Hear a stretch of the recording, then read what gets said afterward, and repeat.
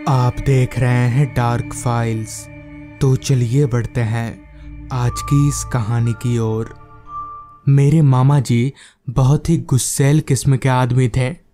अगर घर पर किसी से भी थोड़ी कहा सुनी हो जाती तो घर छोड़ने के लिए उनका एक पैर हमेशा उठा हुआ ही रहता था। उस शाम भी जब मामी जी और मामा जी के बीच किसी बात को लेकर अनबन हो गई तो मामा जी ने अपना बैटरी टॉर्च लिया और चल पड़े। गुस्से से लाल हो चुके मामा जी बस अपनी ही धुन में चले जा रहे थे। कहाँ रुकना है और कहाँ नहीं उन्हें कुछ भी मालूम नहीं था। अब चलते चलते तकरीबन 20-25 मिनट बीत चुके थे और मामा जी घर से काफ़ी दूर निकल आए थे। गांव के कच्चे रास्ते पर चलते हुए जब मामा जी के पैर दुखने लगे तो वो रास्ते के किनारे पर बैठ गए।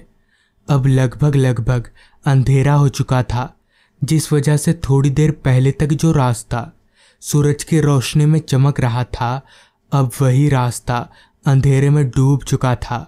अंधेरा इस कदर छा चुका था कि टॉर्च की रोशनी के अलावा कुछ भी देख पाना मुमकिन नहीं था। कुछ देर आराम फरमाने के बाद मामा जी फिर से आगे बढ़ने लगे। अब रात काफ़ी हो गई थी और उन दिनों हमारे गांव में जंगली जानवरों का भी खतरा काफ़ी बढ़ा हुआ था। मगर मामा जी इन सब बातों को नज़रअंदाज करके आगे बढ़े जा रहे थे। अभी मामा जी आगे बढ़ ही रहे थे कि तभी उन्हें सामने की ओर 3-4 टिमटिमाती बत्तियां जलती दिखीं। जब मामा जी ने अपनी टॉर्च की लाइट उन बत्तियों पर डाला तो पाया कि ठीक उनके सामने कुछ दूरी पर 3-4 बच्चे खड़े हैं और वो लाल टिमटिमाती रोशनी कहीं और से नहीं बल्कि उन सभी बच्चों की आंखों से आ रही थी। मगर ऐसा कैसे हो सकता है? किसी भी जिंदा इंसान की आंखें लाल कैसे चमक सकती है?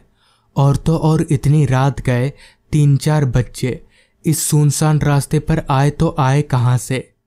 अभी मामा जी ये सोच ही रहे थे कि तभी मामा जी की नज़र उन सभी बच्चों के पैरों पर गई तो उनके पैरों को देखकर मामा जी का पूरा शरीर कांपने लगा, क्योंकि उन सभी बच्चों के पैर उल्टे थे। ये देखकर मामा जी समझ गए कि ये कोई साधारण बच्चे नहीं बल्कि भूत है। अब मामा जी के हाथ पैर फूलने लगे थे। उन्हें समझ नहीं आ रहा था कि अब क्या करें। देखते ही देखते वो 3-4 बच्चे मामा जी की तरफ आगे बढ़ने लगे। अब मामा जी का सारा खून सूखने सा लगा था। उन्हें लगने लगा था कि अब वो उन सभी भूतों के हाथों मारे जाएंगे कि तभी मामा जी ने हिम्मत जुटाया और वहां से अलग एक पतले रास्ते की ओर दौड़ लगा दी। दौड़ते दौड़ते जब एक बार मामा जी पीछे मुड़कर उन सभी भूतों की ओर देखा तो वो सभी भूत ना जाने क्यों जोर जोर से हंसे जा रहे थे। मामा जी को कुछ समझ नहीं आ रहा था कि आखिर उनके साथ हो क्या रहा है, मगर उनको इतना ज़रूर पता था कि अगर वो रुके तो उनकी मौत पक्की है। अपनी मौत को अपने पीछे समझकर मामा जी दौड़ते रहे कि तभी उन्हें कुछ दूर पर आगे एक छोटा सा घर दिखा। उस घर को देखकर मामा जी की जान में थोड़ी सी जान आई और वो अपनी जान बचाने के लिए भागकर उस घर की तरफ जाने लगे। भागते भागते मामा जी उस घर के बंद दरवाजे पर पहुंचे और जोर जोर से उस घर का दरवाज़ा पीटने लगे। कुछ देर दरवाज़ा पीटने के बाद एक बुजुर्ग आदमी ने दरवाज़ा खोला तो उनके दरवाज़ा खोलते ही मामा जी झट से घर के अंदर दाखिल हो गए। तो उन्हें इतना डरा और घबराया देख उस आदमी ने मामा जी से कहा, क्या वो बेटा तुम इतना डरे हुए क्यों हो? जिसके बाद मामा जी ने अपनी लड़खड़ाती आवाज़ में अपनी पूरी आप बीती उस बुजुर्ग आदमी को बताई। तो मामा जी की पूरी आप बीती सुनने के बाद उस आदमी ने कहा, वो बच्चे, अच्छा डरिए मत। इतना बोलकर उस आदमी ने घर के अंदर चिल्लाते हुए कहा, अभी मैं बैठे बैठे पानी का इंतज़ार कर ही रहा था कि तभी मुझे 2-4 लोगों के एक साथ चलने की आवाज़ सुनाई पड़ने लगी और जैसे ही वो कदमों की आवाज़ मेरे थोड़ा नज़दीक आई तो मामा जी का पूरा शरीर वापस से कांपने लगा और हाथ पैर भी फिर से फूलने लगे, क्योंकि पानी का ग्लास लेकर कोई और नहीं बल्कि वही 3-4 बच्चे आए थे। ये देखकर मामा जी समझ गए कि आज उनकी मौत पक्की है कि तभी उस बुजुर्ग आदमी ने कहा, बेटा कहीं वो बच्चे ये लोग तो नहीं थे। उस बुजुर्ग आदमी की बात सुनकर मामा जी ने जब अपनी निगाहें उस बुजुर्ग आदमी की ओर घुमाई तो मामा जी का कांपता शरीर और जोर जोर से कांपने लगा, क्योंकि उस बुजुर्ग आदमी का चेहरा अब उन भूतिया बच्चों की तरह हो गया था। इसका मतलब वो बुजुर्ग आदमी भी कोई इंसान नहीं बल्कि भूत है। अभी मामा जी वहां से उठकर भागने ही वाले थे कि तभी उस बुजुर्ग आदमी के भूतों ने मामा जी का गला पकड़ लिया, वो भी इतनी जोर से कि मामा जी उस भूत के शक्ति के आगे जिंदा लाश की तरह प्रतीत होने लगे। वो अपने गले को उस भूत के हाथों से छुड़ाने की काफ़ी कोशिश कर रहे थे, मगर उनकी सारी शक्ति व्यर्थ जा रही थी। अभी मामा जी मरने ही वाले थे कि तभी वहाँ नाना जी और गांव के 2-4 लोग आ पहुँचे। तो उन लोगों को देखकर वहाँ मौजूद सभी भूत हवा में धुआं हो गए, जिसके बाद मामा जी ने अपनी पूरी आप बीती नाना जी को बताई। तो इस पर नाना जी ने कहा, आज से कुछ साल पहले इस घर पर एक पिता और उसके 3-4 बच्चे रहा करते थे, मगर एक दिन वो सभी कहीं से आ रहे थे कि तभी एक बड़ी सी ब्रेक फेल गाड़ी ने उन्हें टक्कर मार दिया, जिससे उन सभी की वहीं पर मौत हो गई। तब से उनकी आत्मा हर रोज़ भटकती रहती है। जिसके बाद मामा जी नाना जी के साथ घर चले आए, तो इस तरह से उस रात मामा जी की जान बच गई। अभी मैंने अपने मामा जी की पूरी कहानी अपने दोस्तों को बताई ही थी कि तभी मेरे एक दोस्त गौतम ने कहा, अरे अमित, मेरे चाचा जी के साथ भी एक ऐसी घटना घटी थी। इससे पहले कि गौतम कुछ बोले, दूसरे दोस्त ने हल्की दबी हुई आवाज में कहा, बताना क्या हुआ था तेरे चाचा जी के साथ। जिसके बाद गौतम ने बताना शुरू किया। आज से करीबन 12 साल पहले मेरे चाचा जी ने गांव के बाहर एक दुकान में बतौर स्टाफ का नया नया काम पकड़ा था। उनकी ड्यूटी सुबह 9 बजे से रात के 8 बजे तक की होती थी। उस समय हमारे गांव में बिजली की कोई सुविधा नहीं हुआ करती थी, जिस कारण लोग रात के वक्त टॉर्च का सहारा लेकर इधर उधर जाया करते थे। अमूमन उस समय लोग रात के वक्त ज़्यादातर घर से बाहर नहीं निकला करते थे। ऐसे ही एक रात चाचा जी की काम से छुट्टी हुई, मगर उस दिन शाम से ही काफ़ी तेज बारिश हो रही थी। चाचा जी उस दिन अपने साथ छाता ले जाना भूल गए थे, तो छुट्टी हो जाने के बाद वो दुकान के शेड के नीचे जाकर खड़े हो गए और बारिश के रुकने का इंतज़ार करने लगे, मगर बारिश थी जो रुकने का नाम ही नहीं ले रही थी। धीरे धीरे रात भी बढ़ती जा रही थी। इस पर चाचा जी ने अपने मन ही मन में कहा, और 10 से 15 मिनट देखता हूँ, वरना भीगता हुआ घर चला जाऊँगा। और ऐसा ही हुआ। 10 से 15 मिनट इंतज़ार करने के बावजूद भी बारिश नहीं रुकी, तो चाचा जी भीगते हुए घर की तरफ आगे बढ़ने लगे। बारिश और तेज होती जा रही थी, मानो बारिश चाचा जी से कोई पुरानी दुश्मनी निकाल रही हो। खैर, अभी चाचा जी आगे बढ़ ही रहे थे कि तभी उन्हें रास्ते के किनारे पर एक पेड़ के ऊपर काफ़ी हलचल होती दिखाई पड़ी।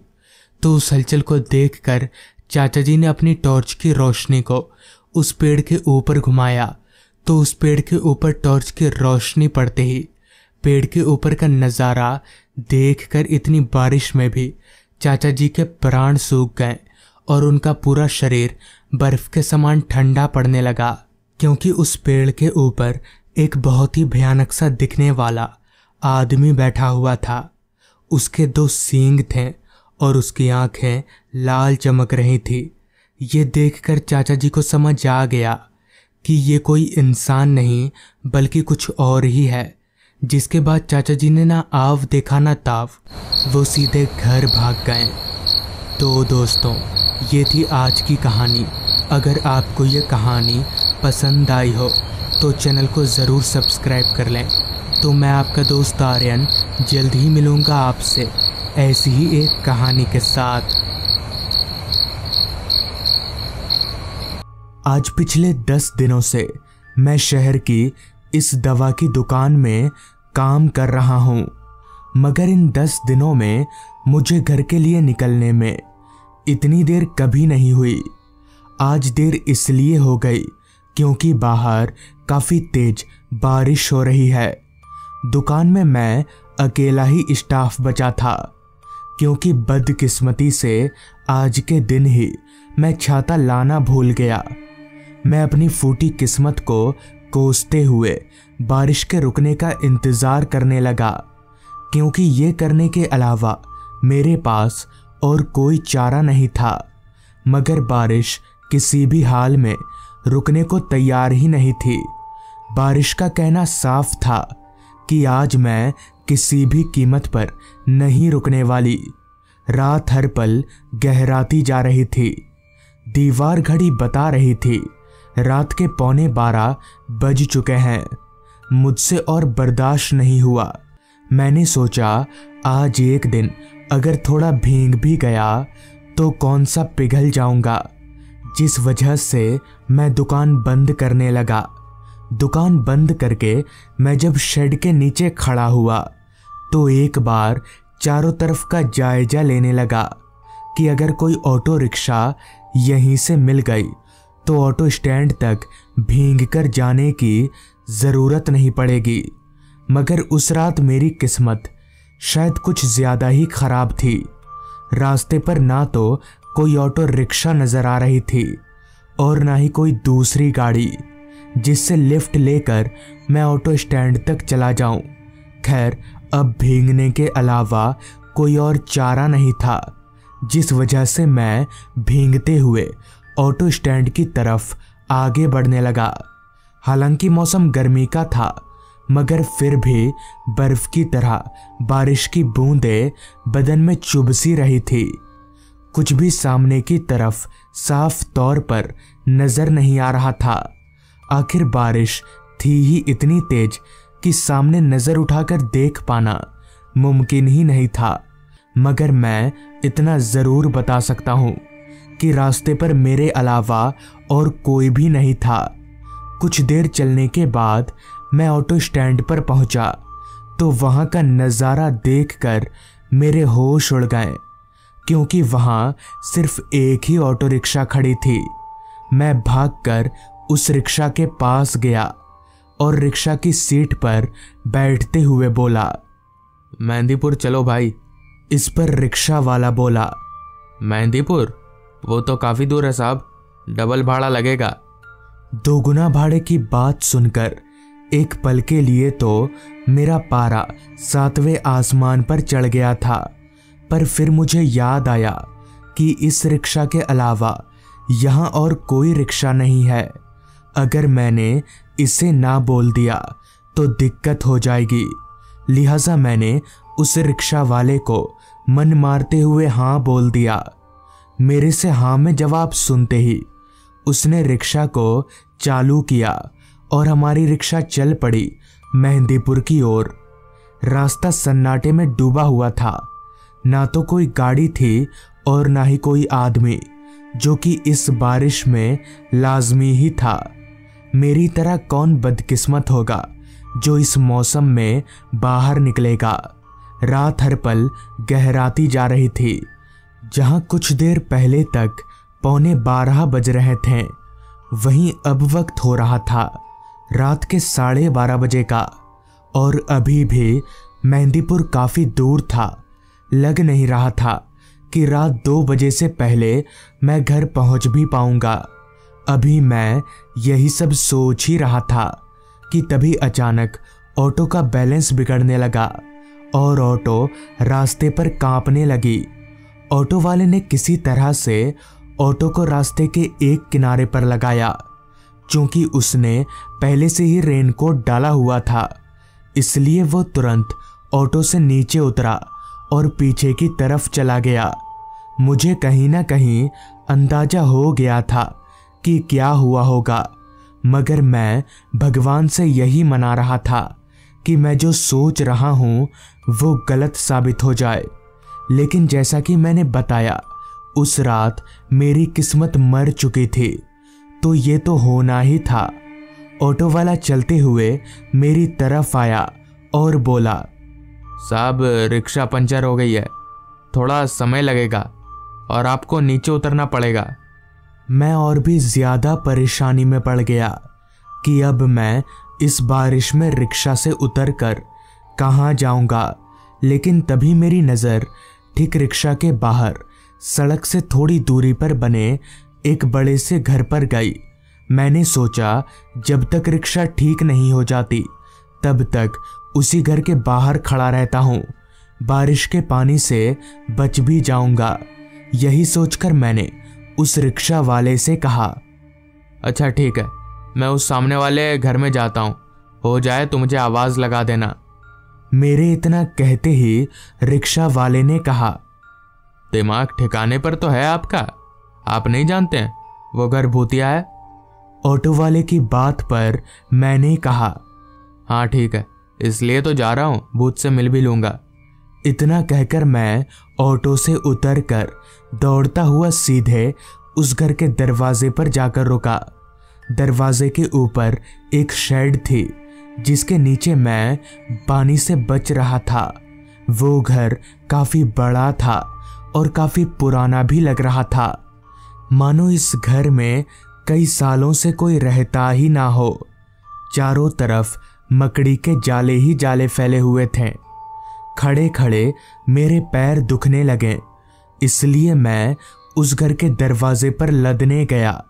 जैसे ही मैं उस घर के दरवाजे पर लदा कि वो सड़ा हुआ दरवाज़ा एकदम से टूटकर ज़मीन पर धराशायी हो गया और दरवाजे के साथ ही साथ मैं भी। मुझे बहुत ज़ोर की चोट लगी, मगर किसी तरह से मैंने खुद को संभालते हुए उठा लिया। अब तक मैं उस घर के भीतर खड़ा था।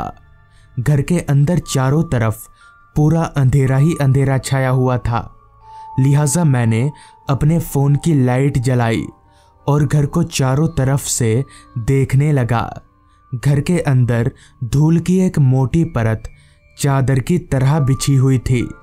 खैर मैं उस घर को देखने के इरादे से थोड़ा और अंदर जाने लगा। अभी मैं उस घर के अंदर जा ही रहा था कि तभी मेरे कानों में पीछे की तरफ से एक आवाज आई, कौन हो तुम? मुझे बांधना मत।